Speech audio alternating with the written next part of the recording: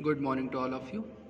Last video explanation में हमने हमारा जो डी ब्लॉक एलिमेंट्स का जो टॉपिक है वो कंप्लीट कर लिया था, और जो एफ ब्लॉक तत्व हैं, जो एफ ब्लॉक एलिमेंट हैं, वो आपके सिलेबस से इस साल के लिए रिड्यूस हो चुके हैं। तो हमारा डी ब्लॉक एफ ब्लॉक वाला चैप्टर कंप्लीट हो गया है। Now we are going to start P block elements, यानी कि पी ब्लॉक के तत्व। जिस तरह से डी ब्लॉक एलिमेंट की स्टार्टिंग में हमने पढ़ा था कि डी ब्लॉक के तत्व क्या होते हैं, वे परमाणु या वे तत्व जिनके बाह्यतम कोश का जो इलेक्ट्रॉन है, जो लास्ट इलेक्ट्रॉन है, वो NS2 N-1 D1210 में एंटर कर रहा था, उन्हें हमने क्या कहा था? उन्हें हमने कहा था डी ब्लॉक के तत्व, यानी कि डी ब्लॉक एलिमेंट। ठीक उसी तरह से पी ब्लॉक तत्व क्या होंगे? पी ब्लॉक तत्व वे होते हैं जिनमें जो अंतिम इलेक्ट्रॉन होता है वो NS2 NP126 में एंटर करता है। पी में हमारे पास 3 ऑर्बिटल होते हैं, 3 कक्षक बनाते हैं, ये होता है px, py, pz। तो इसमें 6 इलेक्ट्रॉन आ सकते हैं, p1, p2, p3, p4, p5, p6। और इसके आधार पर जो हमारे पी ब्लॉक तत्व होते हैं उसमें उसको हमने 6 फैमिलीज़ में 6 फैमिलीज़ में डिवाइड किया हुआ है। पहली होती है हमारी बोरॉन फैमिली, दूसरी होती है हमारी कार्बन फैमिली, तीसरी होती है हमारी नाइट्रोजन फैमिली, चौथी होती है हमारी ऑक्सीजन फैमिली, फिर आती है हमारी फ्लोरीन जो कि हैलोजेंस का केस है, और उसके बाद आते हैं हमारी इनर्ट गैसेज, यानी कि helium, neon, organ, krypton, xenon, radon, ये सारे ये हमारे कहलाते हैं पी ब्लॉक तत्व, यानी कि पी ब्लॉक एलिमेंट। आप इनका जब इलेक्ट्रॉनिक कन्फिग्रेशन करेंगे तो सबके में आप देखेंगे यहाँ पर NP1 का केस बनेगा, यहाँ पर NP2 का केस बनेगा, यहाँ NP3 का केस, यहाँ NP4 का केस, NP5, NP6। यहाँ पर N क्या होगा? उनके आवर्तों की संख्या, उनके कोशों की संख्या, जो नंबर ऑफ शेल्स या नंबर ऑफ जो पीरियड होंगे वो यहाँ पर N होंगे। आप इनका इलेक्ट्रॉनिक कन्फिग्रेशन करके देख सकते हैं। इसके बाद इनमें से जो बोरॉन फैमिली और जो कार्बन फैमिली है वो हमें क्लास 11th में पढ़नी होती है। तो क्लास 12th में आपको पढ़ने हैं nitrogen family, oxygen family, halogen family और इनर्ट गैसेस के बारे में। नाइट्रोजन फैमिली में भी आपको नाइट्रोजन एंड फॉस्फोरस के बारे में पढ़ना है, इनके जो कंपाउंड्स होंगे। नाइट्रोजन में नाइट्रिक एसिड है, अमोनिया है, फॉस्फोरस में फॉस्फोरिक एसिड है, फॉस्फीन है, ये कंपाउंड्स हैं, एलोट्रॉप्स ऑफ फॉस्फोरस। जो मटेरियल हट चुका है, जो सिलेबस रिड्यूस हो चुका है, वो आपको नहीं पढ़ना है। इसी तरह से ऑक्सीजन में ऑक्सीजन और सल्फर के बारे में पढ़ना है आपको। ऑक्सीजन में जो डाई ऑक्सीजन है आपकी, जैसे नाइट्रोजन में डाई नाइट्रोजन N2 के बारे में पढ़ेंगे, वैसे यहाँ ऑक्सीजन में O2 के बारे में पढ़ना है। सल्फर में आप H2SO4 सल्फ्यूरिक एसिड के बारे में पढ़ेंगे, क्या इसका मेथड ऑफ प्रिपरेशन होता है, किस तरह से बनाया जाता है।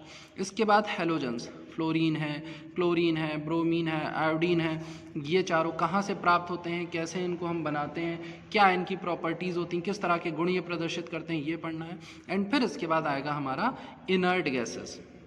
इनर्ट गैसेस में helium, neon, organ, krypton, xenon, radon, ये सारे, ये आपको हमारे 6 इनर्ट गैसेस के बारे में पढ़ना, जिसमें से जो ज़ेनॉन होगा, ज़ेनॉन के आपको ऑक्साइड्स और फ्लोराइड पढ़ने और इनके स्ट्रक्चर पढ़ने, क्योंकि बाकी जो होती हैं क्योंकि नेचर में इनर्ट होती हैं तो जल्दी किसी से अभिक्रिया करती नहीं है, या जल्दी क्या, ये अभिक्रिया करती नहीं। लेकिन क्योंकि जैसे जैसे हम नीचे जाते हैं तो हमारा एटॉमिक साइज, जो परमाणु का आकार है, वो बढ़ता है, तो बाह्यतम कोश का जो इलेक्ट्रॉन है, जो आउटर मोस्ट शेल का इलेक्ट्रॉन है, वो दूर होता जाता है, जिस कारण से ज़ेनॉन जो है वो हाईली इलेक्ट्रोनेगेटिव एलिमेंट्स से कभी कभी रिएक्शन कर लेता है, और इसीलिए ऑक्साइड्स या फ्लोराइड्स के फॉर्म में प्रेजेंट होता है, क्योंकि ऑक्सीजन और फ्लोरीन ये तो बहुत ज़्यादा इलेक्ट्रोनेगेटिव एलिमेंट माने गए हैं।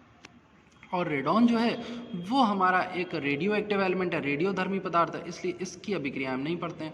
बाकी हीलियम, नियॉन, ऑर्गन, क्रिप्टन, ये नेचर में कैसे होते हैं? इनर्ट होते हैं, तो ये जल्दी किसी से रिएक्शन नहीं करते हैं। और इनका यूज़ आप ज़रूर पढ़ेंगे, हीलियम, नियॉन और ऑर्गन का, कि ये इनर्ट एनवायरनमेंट प्रोड्यूस करने के लिए, यानी कि जहाँ आपको निर्वात उत्पन्न करना होगा वहाँ पर इनका उपयोग होगा। तो इस तरह से पी ब्लॉक तत्वों में आपको पढ़ना क्या है? सबसे पहले तो आपने ये पॉइंट पढ़ा कि जो पी ब्लॉक एलिमेंट होते हैं उनका general electronic configuration NS2 NP126 होता है। इसमें भी P में 1 से लेकर 6 इलेक्ट्रॉन तक एंटर कर सकते हैं, जिसके बेसिस पर हमारे पास 6 फैमिली हैं। बोरॉन फैमिली है, कार्बन फैमिली है, nitrogen family, oxygen family, fluorine family और हीलियम फैमिली, यानी कि इनर्ट गैसेस की फैमिली। इन्हें कहा जाता है हैलोजन फैमिली, इन्हें कहा जाता है इनर्ट गैसेस फैमिली यानी कि आदर्श गैसों का परिवार तथा हैलोजन अम्लों का परिवार। फिर इसमें से भी बोरॉन और कार्बन आप क्लास 11th में पढ़ चुके हैं, तो आपको 4 फैमिलीज़ के बारे में पढ़ना है, नाइट्रोजन, ऑक्सीजन, फ्लोरीन और हीलियम। नाइट्रोजन में आपको नाइट्रोजन के साथ साथ फॉस्फोरस के बारे में पढ़ना है, जो कि नाइट्रोजन फैमिली का ही मेंबर है, इसके कंपाउंड्स के बारे में पढ़ना है। ऑक्सीजन के साथ आपको सल्फर के बारे में पढ़ना, ऑक्सीजन फैमिली का मेंबर है। फ्लोरीन में आपको फ्लोरीन, क्लोरीन, ब्रोमीन, आयोडीन, इन चारों की अक्रेंस पढ़नी, प्राप्ति और उपयोग पढ़ने हैं। और इसके बाद जो हमारे helium, neon, organ, krypton, xenon, radon है, इनके बारे में हमको प्रॉपर्टीज़ पढ़नी है और साथ में जिनॉन के कुछ कंपाउंड्स, उनके स्ट्रक्चर। तो अब स्टार्ट करते हैं। पहला P block family, nitrogen family यानी कि नाइट्रोजन परिवार। इनका ग्रुप नंबर यानी कि वर्ग संख्या होती है 15। इसमें कौन कौन से मेंबर आते हैं? नाइट्रोजन आता है, नाइट्रोजन के बाद यहाँ फॉस्फोरस प्रेजेंट होता है, फॉस्फोरस के बाद प्रेजेंट होता है आर्सेनिक, आर्सेनिक के बाद होता है एंटीमनी, एंटीमनी के बाद बिस्मथ, और इसके बाद इसमें एक रेडियो एक्टिव एलिमेंट प्रेजेंट होता है। ये ट्रांस यूरेनिक एलिमेंट है, यूरेनियम से बनाया जाता है, यूयूपी इसका नोटेशन होता है। तो ये आपके फैमिली मेंबर्स हैं जो कि नाइट्रोजन फैमिली में पाए जाते हैं। और नाइट्रोजन फैमिली के मेंबर क्यों हैं? क्योंकि इनका जो रिप्रेजेंटेटिव एलिमेंट है, जो निरूपक तत्व है, जिसको टिपिकल एलिमेंट कहा जाता है, वो नाइट्रोजन है। साथ में पी ब्लॉक से क्यों बिलोंग कर रहे हैं? क्योंकि इन सब का जनरल इलेक्ट्रॉनिक कॉन्फ़िगरेशन जो होगा वो सब क्या होगा? NS2NP3। इसमें इन सब में पी ब्लॉक एलिमेंट में यानी कि जो पी आपका उपकोश है उसमें 3 इलेक्ट्रॉन पाए जाएंगे। फॉर एग्जांपल नाइट्रोजन का अगर हम इलेक्ट्रॉनिक कॉन्फ़िगरेशन करते हैं 7 होता है, 1s2, 2s2, 2p3। बाहतम कोश में 5 इलेक्ट्रॉन, पी सब शेल में 3 इलेक्ट्रॉन, यानी कि पी जो आपका कोश है उसमें 3 इलेक्ट्रॉन और आउटर मोस्ट शेल में 5 इलेक्ट्रॉन। इसके बाद फॉस्फोरस की बात करें, 15 atomic number, 1s2, 2s2, 2p6, 3s2, 3p3। यहाँ पर भी देखिए NS2NP3, सेम इलेक्ट्रॉनिक कॉन्फ़िगरेशन, यहाँ पर भी NS2NP3।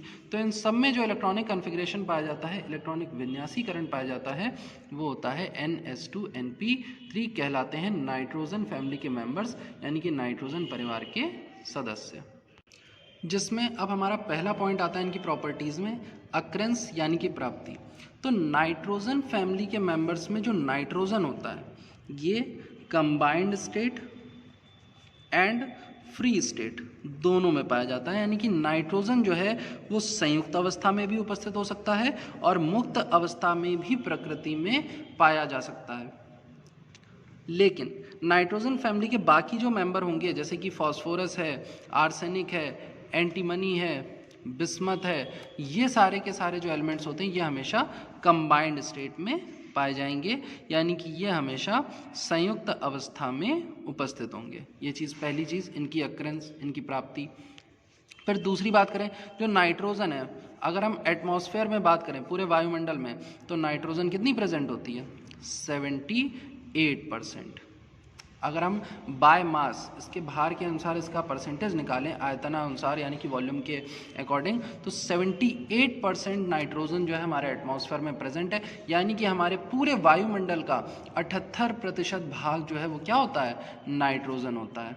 इसके अलावा नाइट्रोजन जो है फ्री स्टेट में तो N2 के फॉर्म में 78% पाई जा रही है, और कंबाइंड स्टेट में पाई जाती है ये प्रोटीन के रूप में, अमीनो एसिड यानी अमीनो अम्ल के रूप में, न्यूक्लिक अम्ल के रूप में, नाइट्रिक अम्ल के रूप में, तो एसिड्स के फॉर्म में पाई जा रही है। ये इसकी कंबाइंड स्टेट होती है। वहीं पर फॉस्फोरस की बात करें तो फॉस्फोरस जो है बनाता है फॉस्फेट, और फॉस्फेट आपका पाया जाता है चट्टानों में तथा मिट्टी में। आपने सुना भी होगा कि फॉस्फोरस जो होती है बहुत अच्छी उर्वरक होती है, यानी फर्टिलाइज़र के रूप में नाइट्रोजन, फॉस्फोरस, पोटेशियम, ये सब अच्छे उर्वरक माने गए हैं। तो फॉस्फोरस जो होता है वो फॉस्फेट के रूप में तथा उर्वरक के रूप में, फर्टिलाइजर्स के रूप में सॉइल में और अर्थ क्रस्ट में प्रेजेंट होती है। तथा जो आर्सेनिक हैं, एंटीमनी हैं, बिस्मथ हैं, ये सब अपने सल्फाइड ओर्स के रूप में, सल्फाइड एस्को के रूप में पाए जाते हैं। तो पहला पॉइंट था प्राप्ति। नाइट्रोजन कंबाइंड और फ्री स्टेट दोनों में हो सकती है, संयुक्त अवस्था और मुक्त अवस्था दोनों में पाई जा सकती है। संयुक्त अवस्था में पाई जाएगी नाइट्रिक अम्ल के रूप में, न्यूक्लिक अम्ल के रूप में, प्रोटीन के रूप में, और फ्री स्टेट यानी कि मुक्त अवस्था में ये नाइट्रोजन गैस के रूप में हमारे एटमॉस्फेयर में 78% प्रेजेंट है, यानी कि हमारे वायुमंडल में 78% नाइट्रोजन उपस्थित होती है। फॉस्फोरस की बात करें तो फॉस्फोरस जो है वो फॉस्फेट के रूप में तथा फर्टिलाइजर्स के रूप में सॉइल और अर्थ क्रस्ट में प्रेजेंट होती है। बचे हुए एंटीमनी, बिस्मथ और आर्सेनिक ये सब सल्फेट्स के या सल्फाइड ओर्स के रूप में, सल्फाइड अयस्कों के रूप में संयुक्त अवस्था में हमारे प्रकृति में प्राप्त होते हैं। इलेक्ट्रॉनिक कन्फिग्रेशन पहले ही बताया जा चुका है कि इनका जनरल इलेक्ट्रॉनिक कन्फिग्रेशन यानी कि सामान्य इलेक्ट्रॉनिक विन्यास NS2NP3 होता है। ये 72 कोश के लिए, यानी कि इससे पहले और भी भरे जाएंगे, लेकिन जो अंतिम इलेक्ट्रॉन है वो NS2NP3 में प्रवेश करता है। उदाहरण के रूप में अगर आप देखें तो यहाँ पर नाइट्रोजन के केस में 1s2 2s2 2p3, तो NS2NP3 का केस बन रहा है। फॉस्फोरस की बात करें 1s2 2s2 2p6 3s2 3p3, तो यहाँ पर भी देखिए NS2NP3 का केस बन रहा है। इसी तरह से आर्सेनिक, एंटीमनी, बिस्मथ सब में NS2NP3 का ही केस बनेगा। देखिए 2s2 2p3, 3s2 3p3, 4s2 4p3, 5s2 5p3, 6s2 6p3। इसके बाद नेक्स्ट आती है इनकी फिजिकल प्रॉपर्टीज़ यानी कि भौतिक गुण। भौतिक गुण में सबसे पहले अवस्था की बात करें तो जो नाइट्रोजन होती है वो होती है गैस। ये गैसीय अवस्था में हमारे एटमॉस्फेयर में पाई जाती है, हमारी प्रकृति में पाई जाती है। फॉस्फोरस ये मोम के जैसा ठोस होता है, यानी कि बहुत ज़्यादा ठोस नहीं होती है, ये लिक्विफाइड सॉलिड होती है। अगर आप इसको थोड़ा भी हीट करेंगे तो ये पिघल जाएगी। तो फॉस्फोरस जो होती है वो नर्म ठोस के रूप में उपस्थित होती है, यानी कि वैक्स टाइप सॉलिड है, मोम ठोस है, मोम के जैसी ठोस है। इसके बाद जो आपके आर्सेनिक हैं, एंटीमनी हैं, बिस्मथ है, ये तीनों आर्सेनिक, एंटीमनी और बिस्मथ ये तीनों क्या होते हैं, सॉलिड फॉर्म में यानी कि ठोस अवस्था में पाए जाते हैं। तो स्टेट की बात करें नाइट्रोजन गैस के रूप में, फॉस्फोरस मोम सदृश ठोस यानी कि वैक्स टाइप सॉलिड के रूप में, आर्सेनिक, एंटीमनी और बिस्मथ सॉलिड फॉर्म में प्रेजेंट होती है। नेक्स्ट पॉइंट आता है इस फिजिकल प्रॉपर्टीज़ में कि नेचर कैसा होता है, मेटेलिक होते हैं, नॉन मेटेलिक होते हैं, क्या होते हैं। तो नाइट्रोजन जो होती है ये नॉन मेटल होती है, यानी कि अधातु है। उसी तरह से जो फॉस्फोरस है वो भी क्या है, नॉन मेटल है, अधातु है। इनमें जो आप आर्सेनिक और जो एंटीमनी होता है यानी कि As और Sb ये होते हैं आपके मेटलॉइड यानी कि उपधातु, इन्हें कहा जाता है उपधातु। उपधातु का मतलब होता है ऐसे तत्व जो मेटल और नॉन मेटल यानी धातुओं तथा अधातुओं दोनों की तरह व्यवहार प्रदर्शित करते हैं, उन्हें मेटलॉइड यानी कि उपधातु कहा जाता है। तथा बचा बिस्मथ, जो बिस्मथ होता है ये रेयर मेटल होता है। रेयर मेटल का मतलब हो गया ये हमारी दुर्बल धातु है, यानी कि धात्विक रूप में उपस्थित होती है, धात्विक गुण प्रदर्शित करती है। ऐसा हो क्यों रहा है, ऐसा इसलिए हो रहा है कि जब हम किसी ग्रुप में टॉप टू बॉटम जाते हैं, किसी वर्ग में ऊपर से नीचे जाते हैं, तो हमारा जो धात्विक गुण है, जो मेटेलिक करेक्टर है वो बढ़ने लगता है और अधात्विक गुण जो है वो घटने लगता है, यानी नॉन मेटेलिक करेक्टर घटता है। इसीलिए नाइट्रोजन और फॉस्फोरस क्या है, नॉन मेटल है, अधातु हैं। इसके बाद आपके जो बिस्मथ है, जो आपका जो आर्सेनिक है, जो एंटीमनी है वो मेटलॉइड है यानी कि उपधातु है, और जो बिस्मथ है ये रेयर मेटल है यानी कि ये दुर्बल धातु है। तो ये थी इनकी स्टेट और इनका नेचर, इनकी प्रकृति और इनकी अवस्था कि कब ये गैस होंगे, कौन से ठोस हैं, कौन से धातु हैं, अधातु हैं, ये पॉइंट्स। इसके बाद बात करते हैं इनके मेल्टिंग पॉइंट और बॉइलिंग पॉइंट की, यानी कि क्वथनांक एवं गलनांक की। तो जैसा कि हमको पता है कि नाइट्रोजन जो है वो गैस फॉर्म में होती है, फॉस्फोरस सॉफ्ट सॉलिड है यानी कि मोम जैसी ठोस है, और जैसे जैसे हम वर्ग में ऊपर से नीचे जाते हैं वैसे वैसे ये ठोस होते जाते हैं। इसलिए इनका जो मेल्टिंग पॉइंट है, इनका जो गलनांक है वो वर्ग में ऊपर से नीचे जाने पर यानी कि नाइट्रोजन से आर्सेनिक तक जाने पर बढ़ता है, लेकिन एंटीमनी से बिस्मथ तक जाने पर घटता है। यानी कि जब आप नाइट्रोजन, फॉस्फोरस और आर्सेनिक की तरफ जा रहे हैं तो ये इंक्रीज़ होता है। फिर यहाँ से एंटीमनी यहाँ पर जो प्रेजेंट होता है, जो बिस्मथ होता है आपका एंटीमनी Sb और बिस्मथ, यहाँ पर ये क्या होता है, डिक्रीज़ होता है, यानी कि बिस्मथ का कम होगा, एंटीमनी का ज़्यादा होगा। ये होता है इनका मेल्टिंग पॉइंट। जबकि बॉइलिंग पॉइंट की बात करें, क्वथनांक की बात करें, तो नाइट्रोजन से एंटीमनी तक नाइट्रोजन से लेकर एंटीमनी यानी कि बीच में आएगा फॉस्फोरस और आर्सेनिक, तो ये क्या होता है, नाइट्रोजन से लेकर के एंटीमनी तक बढ़ता है और बिस्मथ पे जाकर के फिर क्या हो जाता है, कम हो जाता है। रीज़न, क्योंकि ये हमारा जो है मेटेलिक करेक्टर शो करने लगता है, धात्विक गुण प्रदर्शित करने लगता है। तो ये रहा आपका गलनांक, ये रहा क्वथनांक, मेल्टिंग पॉइंट, बॉइलिंग पॉइंट। इसके बाद नाइट्रोजन फैमिली में हमारा नेक्स्ट टॉपिक है परमाणु त्रिज्या यानी कि एटॉमिक रेडियस। एटॉमिक रेडियस या परमाणु त्रिज्या का मतलब क्या होता है, किसी भी परमाणु में जो न्यूक्लियस, जो नाभिक पाया जाता है, उससे बाह्यतम कोश में पाए जाने वाले इलेक्ट्रॉन के मध्य की जो दूरी होती है हमारी एटॉमिक रेडियस कहलाती है, परमाणु त्रिज्या कहलाती है। हम बात कर रहे हैं नाइट्रोजन फैमिली की। Nitrogen, phosphorus, arsenic, antimony, bismuth. जैसे जैसे आप इस ग्रुप में टॉप टू बॉटम जाएंगे, आप वर्ग में ऊपर से नीचे जाएंगे, वैसे वैसे इनकी एटॉमिक रेडियस की जो वैल्यू है, परमाणु त्रिज्या का मान जो है वो क्या होता जाएगा, बढ़ता जाएगा। कारण क्या है, कारण सीधा है कि नाइट्रोजन में पाए जाते हैं केवल 2 शेल, इसमें ये सेकेंड पीरियड का मेंबर है, 2 शेल पाए जाएंगे, यहाँ 3 कोश होंगे, यहाँ 4, 5, 6। तो जैसे जैसे हम ग्रुप में टॉप टू बॉटम जा रहे हैं, हम वर्ग में ऊपर से नीचे जा रहे हैं, वैसे वैसे कोशों की संख्या क्या होती जाती है, बढ़ती जाती है। और जैसे जैसे कोश की संख्या बढ़ेगी, वैसे वैसे इसमें परमाणु त्रिज्या का मान भी क्या होता जाएगा, बढ़ता जाएगा। तो नाइट्रोजन फैमिली में एटॉमिक रेडियस को लेकर के ग्रुप में क्या चेंज होता है, ये शेल की नंबर्स के साथ साथ बढ़ती आती, कोशों की संख्या के साथ साथ बढ़ती आती। कारण क्या है, क्योंकि परमाणु त्रिज्या की परिभाषा ही यह है कि नाभिक के मध्य से लेकर के बाह्यतम कोश में पाए जाने वाले इलेक्ट्रॉन की दूरी। तो जब बाह्यतम कोश ही दूर हो जाएगा तो अपने आप एटम का जो साइज है वो क्या हो जाएगा, बढ़ जाएगा। इसके बाद जो हमारा नेक्स्ट पॉइंट है वो है आयनाइजेशन एनर्जी यानी कि आयनन ऊर्जा। ये क्या होती है, तो किसी भी परमाणु में, मान लीजिए नाइट्रोजन है, 1s2 2s2 2p3, नाइट्रोजन का atomic number 7, 1s2 2s2 2p3।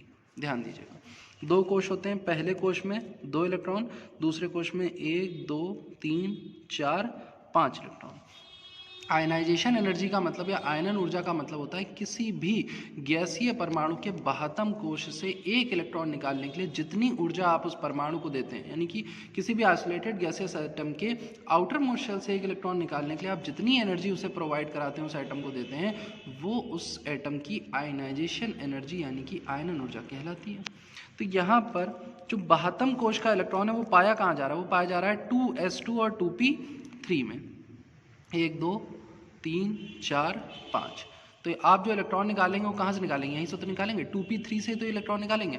उसके लिए आपको नाइट्रोजन को क्या करनी पड़ेगी, कुछ एनर्जी प्रोवाइड करनी पड़ेगी। तो हम नाइट्रोजन फैमिली की अगर बात करें, फिर से वही बात आती है कि नाइट्रोजन फैमिली की बात करें, nitrogen, phosphorus, arsenic, antimony, bismuth. तो इसमें जैसे जैसे आप ग्रुप में टॉप टू बॉटम जाएंगे, वैसे वैसे नंबर ऑफ शेल्स बढ़ेंगे, कोशों की संख्या बढ़ेगी। कोशों की संख्या बढ़ने पर जो बाह्यतम कोश का इलेक्ट्रॉन है वो नाभिक से दूर होता जाएगा, और जैसे जैसे हमारा जो इलेक्ट्रॉन है बाह्यतम कोश का नाभिक से दूर होता है, वैसे वैसे उस पर नाभिक का आकर्षण बल यानी कि न्यूक्लियस इफेक्टिव चार्ज कम होता जाता है, और बाह्यतम कोश से इलेक्ट्रॉन निकालने की जो टेंडेंसी है वो बढ़ती जाती है। यानी कि नाइट्रोजन और बिस्मथ में अगर हम कंपेयर करें तो नाइट्रोजन से इलेक्ट्रॉन निकालना मुश्किल होगा, जबकि बिस्मथ से इलेक्ट्रॉन निकालना क्या हो जाता है, कंपैरेटिवली आसान हो जाता है। यानी कि तुलनात्मकता के रूप में अगर हम देखें तो नाइट्रोजन से आप आसानी से इलेक्ट्रॉन नहीं निकाल सकते, जबकि बिस्मथ से इलेक्ट्रॉन आसानी से निकाल सकते हैं। तो नाइट्रोजन से आसानी से इलेक्ट्रॉन नहीं निकालने का मतलब कि आपको ऊर्जा ज़्यादा देनी पड़ेगी, और बिस्मथ के केस में आपको ऊर्जा कम देनी पड़ेगी। इन शॉर्ट कि किसी भी ग्रुप में या यहाँ पर नाइट्रोजन फैमिली के ग्रुप में जैसे जैसे हम टॉप टू बॉटम जाते हैं, वैसे वैसे आयनाइजेशन एनर्जी की वैल्यू घटती है। एंड वन मोर थिंग कि जैसे जैसे आप पीरियड में लेफ्ट टू राइट मूव करते हैं, आवर्त में बाएं से दाएं तरफ जाते हैं, वैसे वैसे आयनाइजेशन एनर्जी की वैल्यू बढ़ती है। यानी कि आवर्त में बाएं से दाएं तरफ जाने पर आयनन ऊर्जा का मान बढ़ता है। कारण क्या है कि जब मतलब समान आवर्त की बात करें, हम नाइट्रोजन, ऑक्सीजन, फ्लोरीन और नाइट्रोजन से पहले यहाँ पर प्रेजेंट होता है कार्बन, इनमें बात करें तो इन सब में जो आवर्त होगा वो दूसरा होगा, नंबर ऑफ पीरियड तो सेम है। सेकेंड पीरियड ही पाया जा रहा है। और 72 कोश में लेकिन इलेक्ट्रॉन क्या होते आते हैं, बढ़ते आते हैं। यहाँ पर 72 कोश में 4 इलेक्ट्रॉन होंगे, या 5 होंगे, या 6 होंगे, यहाँ 7 इलेक्ट्रॉन होंगे। तो जैसे जैसे समान आवर्त में या समान कोश में इलेक्ट्रॉनों की संख्या बढ़ती है तो नाभिक का जो प्रभावी बल है वो भी बढ़ता जाता है। और जब नाभिक का प्रभावी बल बढ़ेगा तो 72 कोश से इलेक्ट्रॉन निकालना मुश्किल होता है। इसीलिए किसी समान आवर्त में बाएं से दाएं तरफ जाने पर आयनन ऊर्जा का मान बढ़ता है। On moving left to right in a period ionization energy will increases. दोनों में डिफरेंस समझिए, मैं यहाँ पर बात कर रहा हूँ ग्रुप में टॉप टू बॉटम जाना, एक ही पीरियड में। यहाँ पर एक ही ग्रुप है, नाइट्रोजन के नीचे यहाँ पर फॉस्फोरस है, आर्सेनिक है, एंटीमनी है और बिस्मथ है। तो यहाँ पर हम एक ही ग्रुप की बात कर रहे हैं। जब ऊपर से नीचे जा रहे हैं तो शेल चेंज हो रहे हैं, लेकिन जब आप सेम पीरियड की बात कर रहे हैं तो सेम पीरियड में तो आपके शेल चेंज नहीं होते, कोशों की संख्या तो बदलती नहीं है। तो उस अवस्था में बाएं से दाएं तरफ जाने पर आयनन ऊर्जा का मान बढ़ता है, लेकिन ऊपर से नीचे जाने पर आयनन ऊर्जा कम होती जाती है, क्योंकि इलेक्ट्रॉन निकालना आसान होता जाता है। ये बात ध्यान रखेंगे। अब इसके बाद जो पॉइंट बताया जा रहा है वो इम्पॉर्टेंट है। अभी हमने कहा कि पीरियड में लेफ्ट टू राइट जाने पर आयनाइजेशन एनर्जी की वैल्यू बढ़ती है। इसका मतलब कि नाइट्रोजन, ऑक्सीजन, फ्लोरीन में जो क्रम होना चाहिए वो ये होना चाहिए, बढ़ रही है तो यही तो होगा। कार्बन की कम, उससे ज़्यादा नाइट्रोजन, उससे ज़्यादा ऑक्सीजन, उससे ज़्यादा फ्लोरीन। लेकिन यहाँ पर एक अपवाद है नाइट्रोजन और ऑक्सीजन के बीच में। वो अपवाद क्या है, वो एक्सेप्शन क्या है, ध्यान दीजिएगा। अभी हमने कहा कि पीरियड में लेफ्ट टू राइट जाने पर आयनाइजेशन एनर्जी की वैल्यू बढ़ती है, तो इसके कारण यहाँ पर ऑक्सीजन की जो होनी चाहिए थी आयनाइजेशन एनर्जी वो नाइट्रोजन से ज़्यादा होनी चाहिए थी, लेकिन ऐसा नहीं होता है। नाइट्रोजन और ऑक्सीजन का जब कंपेयर करते हैं तो यहाँ पर अगर हम आई इसकी वैल्यू लिखें तो नाइट्रोजन की आयनन ऊर्जा जो है वो ऑक्सीजन से ज़्यादा हो जाती है। बाकी चीज़ें सेम, बाकी आप पीरियड में लेफ्ट टू राइट जाएंगे तो इंक्रीज होगी, यानी कि कार्बन, नाइट्रोजन, ऑक्सीजन, फ्लोरीन की बात करें तो कार्बन से ज़्यादा किसकी होगी, नाइट्रोजन की होगी, और ऑक्सीजन से ज़्यादा फ्लोरीन की होगी। लेकिन नाइट्रोजन और ऑक्सीजन की बात करें तो ऑक्सीजन की कम हो जाती है, नाइट्रोजन की ज़्यादा। ये अपवाद क्यों है, कारण देखिएगा। जब आप नाइट्रोजन और ऑक्सीजन का इलेक्ट्रॉनिक कन्फिग्रेशन करते हैं तो नाइट्रोजन का कन्फिग्रेशन आता है 1s2 ऑक्सीजन का आता है 1s2 यहाँ पर 72 कोश के इलेक्ट्रॉनों को जब आप ऑर्बिटल में भरते हैं तो यहाँ पर s ऑर्बिटल 2 इलेक्ट्रॉन पूरे भरे होते हैं, p ऑर्बिटल में 3 इलेक्ट्रॉन, तो ये हाफ फिल्ड होती है, यानी अर्धपूर्ण कक्षक होते हैं, सब में एक एक इलेक्ट्रॉन होता है। लेकिन ऑक्सीजन के केस में s वाला तो पूर्ण होता है, फुल फिल्ड होता है, लेकिन p जो ऑर्बिटल है वो आंशिक रूप से भरी होती है, यानी पार्शियली फिल्ड होती है। और एटॉमिक स्ट्रक्चर में हमें बताया जाता है कि जो अर्धपूर्ण भरे कक्षक होते हैं वो पार्शियली फिल्ड यानी आंशिक पूर्ण कक्षकों से ज़्यादा स्थायी माने जाते हैं। यानी कि ये जो कन्फिग्रेशन है ये ऑक्सीजन के कन्फिग्रेशन से ज़्यादा स्टेबल होगा, ज़्यादा स्थायी होगा। जब ये ज़्यादा स्टेबल होगा तो नाइट्रोजन के आउटर मोस्ट शेल से इलेक्ट्रॉन निकालना ऑक्सीजन के कंपैरिजन में थोड़ा सा डिफ़िकल्ट हो जाता है, थोड़ा मुश्किल हो जाता है।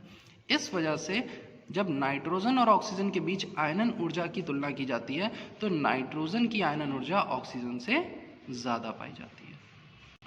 तो ये पॉइंट ध्यान रखेंगे और आयनाइजेशन एनर्जी की जो वैल्यूज़ आपको बताई गई हैं उसे ध्यान रखेंगे। आज के लिए आपका एक्सप्लेनेशन बस इतना ही, बाकी जो टॉपिक हैं वो हम लोग नेक्स्ट क्लास में डिस्कस करेंगे। Okay class, thank you.